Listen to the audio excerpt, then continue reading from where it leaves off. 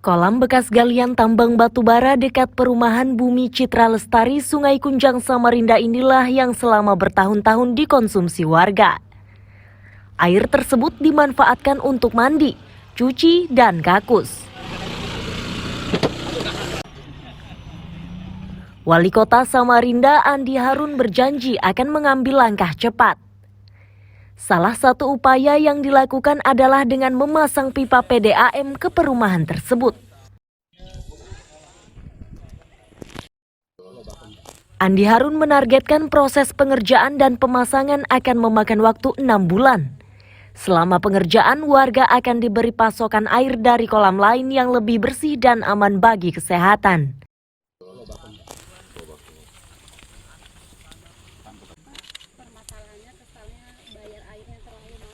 Kita usahakan dialirkan sampai ke sini. Lokasi pembangunan booster kita yang tadi kita kunjungi itu titik pertama itu adalah batas akhir existing pipa PDAM. Kira-kira menyambung 140 meter ke arah rencana lokasi pembangunan booster, pemasangan booster. Jadi kita harus bangun boosternya supaya bisa menendang airnya. Sumber ipalnya dari ipal mana tadi PDM? Bukan. Nah, ipal Lobakung.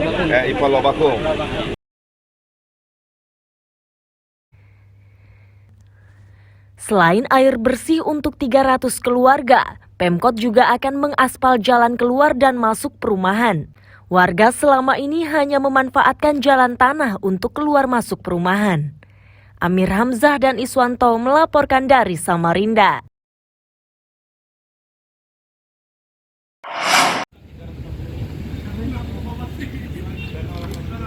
Kerangka bangunan ini merupakan proyek dari Dinas Kebudayaan dan Pariwisata Kabupaten Berau. Lokasinya dekat pasar penjual makanan ringan khas Berau. Nantinya, bangunan baru ini akan dimanfaatkan sebagai tempat menjual cindera mata kepada wisatawan. Kemunculan bangunan baru ini menyebabkan pedagang resah. Mereka mengaku sejak bangunan itu mulai dikerjakan, pendapatannya menyusut karena tertutup oleh bangunan baru. Dampak lain adalah penyempitan parkir.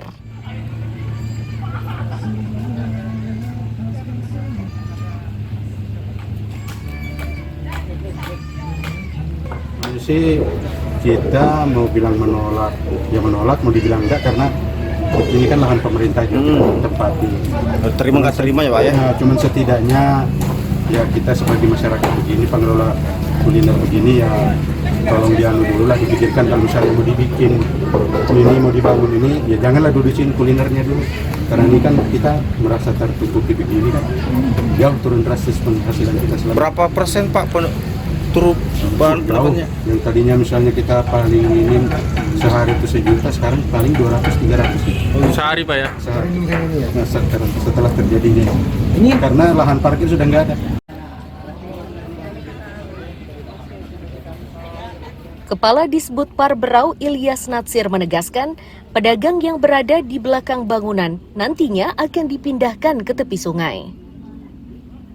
Ilyas Natsir menyebut kios baru yang dikerjakan ini tujuannya untuk memasarkan produk khas Berau.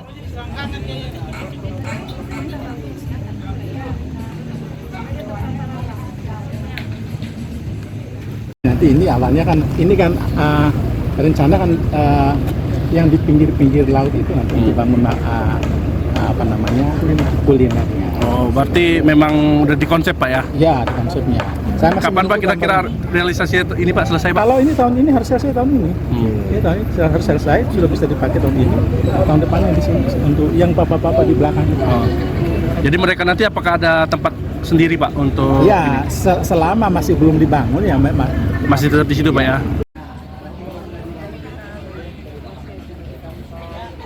Pembangunan kios cindera mata yang menelan anggaran hingga 1 miliar rupiah itu ditargetkan selesai Oktober 2023. Amir Hamzah dan Miko Gusti melaporkan dari Kabupaten Berau. yang soal itu.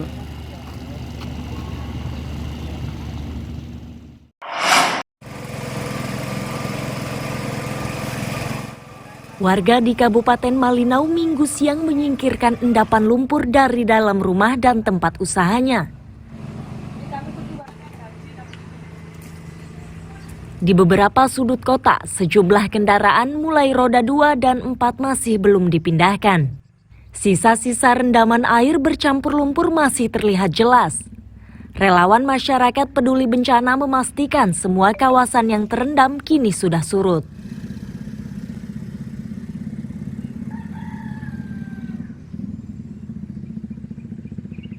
Juga Jalan Raja Pandita, Jalan Seluing, Jalan Intimong, jalan menuju ke rumah sakit umum, semuanya sudah kering. Tidak ada lagi air yang terkandung dan masyarakat sudah melakukan aktivitas semua dan sebagian juga masyarakat lagi bersih-bersih rumahnya. Pada pagi hari ini juga Sungai Sesayap sudah mulai normal. Jadi untuk kondisi debit air sudah di bawah pemukiman masyarakat ataupun pinggirannya itu sudah di bawah.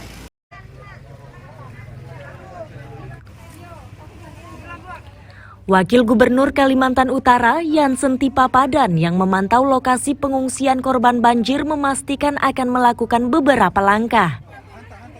Agar niatnya itu cepat terwujud, Yansen juga meminta bantuan pemerintah pusat terutama untuk perbaikan fasilitas umum.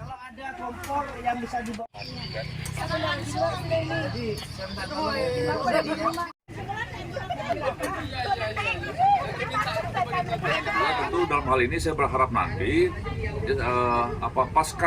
pasca banjir ada 3 hal yang harus kita segera perbaiki. Yang pertama itu sarana sosial masyarakat itu harus segera diperbaiki, kemudian sarana-sarana umum dan dunia pertanian. Kalau itu tidak kita tangani, saya yakin ke depan beberapa bulan ke depan pasti akan terjadi banyak masalah. Oleh sebab itu ya saya berharap ya pemerintah pusat dalam hal ini ya bisa turun tangan karena mobilisasi orang, barang sudah banyak terhenti karena jembatan rusak, jalan rusak dan semuanya. Nah, jadi saya harapkan ini menjadi perhatian kita. Ini kondisi hari ini.